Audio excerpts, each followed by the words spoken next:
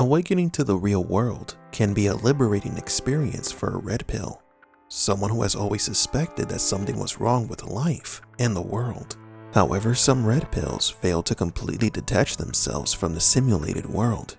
Some begin to miss the food, the comforts, and their families. What happens to those who want to awaken their loved ones from the simulation?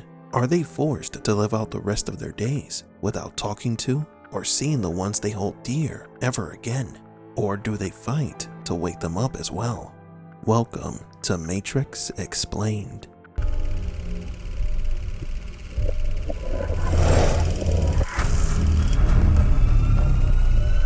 Welcome to the desert of the real.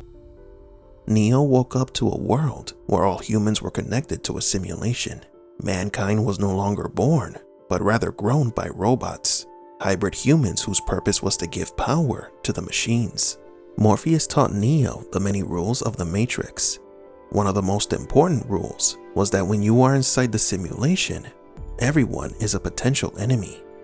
If you are not one of us, you are one of them. What are they? Sentient programs. They can move in and out of any software still hardwired to their system. That means that anyone we haven't unplugged is potentially an agent. This includes family and friends of each red pill. In Neo's case, he was a shut-in, antisocial, disconnected from society. He lived alone with little to no family interactions. But what happens to a red pill that has a strong connection with someone still connected to the Matrix? This topic is never explored in the films. However, there are comic books that tell the tragic stories of some of those red pills who can't let go of those who they love that are still trapped by the machines. The comic book titled Morning Sickness tells the story of a woman who struggles to wake up someone she loves. The story begins with a woman waking up outside in the real world, near the crops, surrounded by translucent insects. After escaping from these strange spiders, she walks through the barren wasteland, saying to herself, "I've got to remember why I'm doing this. Not for Zion, not for those damn scientists, but for them, the children." The woman's conviction and motivation to carry on goes far beyond the war. She arrives at the crops where the human babies are cultivated. She enters, touches one of the pods, and sees a child inside of it. The woman ends her internal monologuing with the words, "And me." She unplugs the pod, hugs it, and cries, "He's perfect." She takes the pod. However, one of the machines has noticed her. She runs for their lives through the crops, but the giant robot is right behind her. The woman jumps into a nearby drainage tunnel, but she is grabbed by the machine. She holds on to the pod, but loses her grip. The pod carrying the child falls into the pit as the woman watches in horror and is impaled by the machine's tentacles. End of training sim. A man's voice is telling her to come down, that she is out. It was all a training simulator, a training mission to save the children from the crops. The woman is agitated. She grabs the man by the neck and yells, "You bastard, I'm not giving up now." She faintly hears a child say, "Mama?" The woman wakes up and sees her child at her door. "Mama, the bad dream?" the boy asks. The mother hugs her child and says, "Mama's fine. I got you now." Notice that in the back of the child's head, there is a jacking plug. This is a story about a woman who continues to have nightmares about when she saved her son from the Matrix, what she had to do to get her child back after she was awakened. She had to leave her son behind when she escaped the simulation, and the only way to get him back was to find his pod and get him out. The woman was probably remembering her rigorous training inside the construct, her training to save her child from the harvesting fields, to which she was successful. Yet she continues to have nightmares of either what could have happened if she had failed, or her failed attempts inside the simulation. Now we have learned a couple of new things thanks to this comic. In regards to the construct, the Resistance uses it to train and prepare for missions inside the Matrix. But in Motion Sickness, a red pill is using it to train for a mission in the real world. The theory about the real world being another simulation inside the Matrix is often quickly discarded. However, this story shows that the Resistance does have a simulated version of the real world in the construct that the Red Pills can explore and train in. The comic also touches on multiple layers of reality. There is the construct, or the simulated real world, the supposed real world inside the woman's nightmare, and the real world that she wakes up to, making it 3 realities in one story. Not sure if this has ever been done before, which makes it very interesting. Lastly, the comic shows that some red pills are willing to help other red pills in saving their loved ones.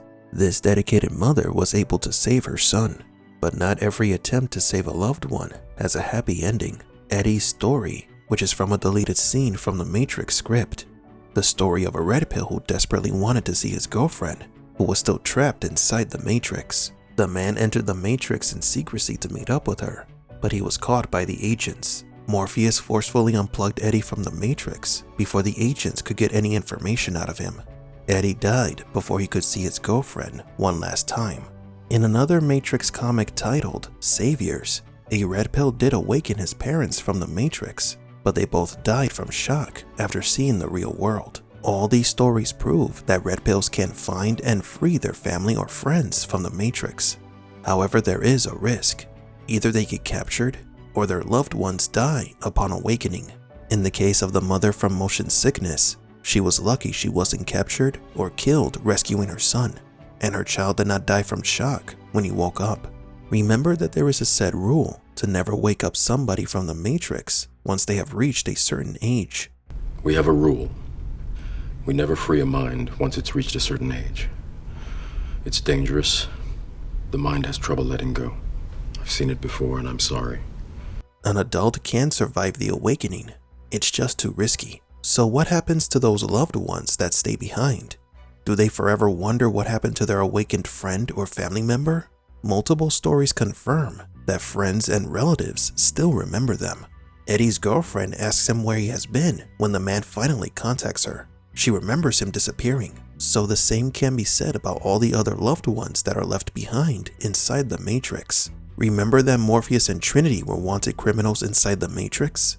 Well, that answers the question of what happens to those who become red pills. They are labeled as dangerous criminals, the world's, or rather the Matrix's, most wanted. Friends and family are informed by the agents that their missing loved one is a criminal, to notify the authorities if they are contacted, and they are placed under constant or permanent surveillance by the agents. In regards to what happens to a person when they wake up from the Matrix, we've been asked, what happens to their body or residual self-image after they are disconnected from the simulation? Do they disappear or just drop to the ground, lifeless?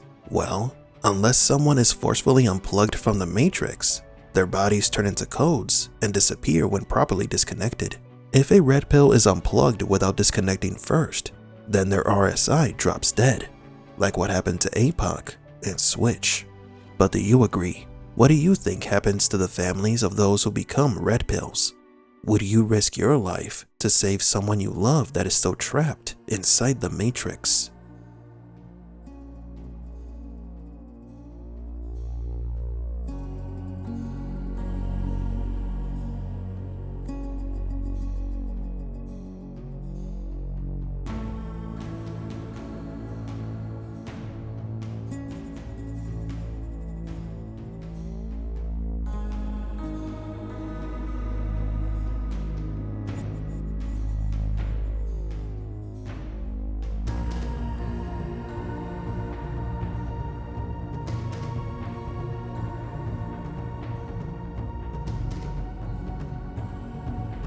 For Matrix Explained, please leave a like and subscribe. And thank you for visiting the Desert of the Real.